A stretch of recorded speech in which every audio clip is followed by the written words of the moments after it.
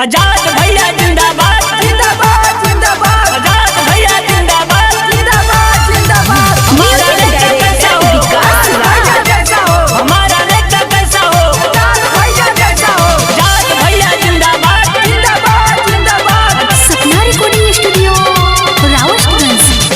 भैया के विनती बार बार विजयी बनैहा भैया आजाद भैया जिंदाबाद जिंदाबाद जिंदाबाद भैया के विनती बार बार विजयी बनैहा भैया ओटवा मांगी ले कहीं अलगा जानी जइहा भैया ओटवा मांगे ले कहीं अलगा जानी जइहा भैया भैया आजाद करे पुकार विजयी बनैहा भैया भैया के विनती बार बार विजयी बनैहा भैया गली गली में गूंज रहल बा गली गली में गूंज रहल बा भैया के सुरूर माई बहिन भैया बाबू ओटवा दिहा जरूर ओटवा दिहा जरूर आजाद भैया जिंदाबाद जिंदाबाद जिंदाबाद आजाद भैया जिंदाबाद जिंदाबाद जिंदाबाद पटवा गाँव के सोना जस चमकाएब हो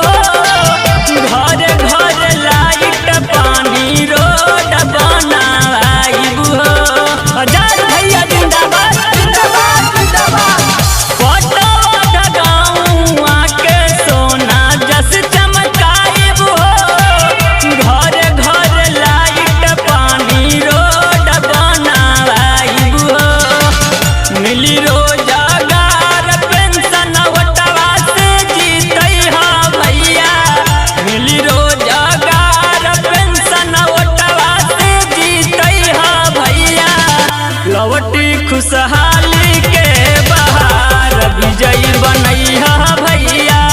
भैया के विनती बार बार विजयी बनैहा भैया कोना कोना विकास के धारा कोना कोना विकास के धारा देले बानी वादा खुश रखब गाँव के कबो न बदली इरादा कबो न बदली इरादा आजाद भैया जिंदाबाद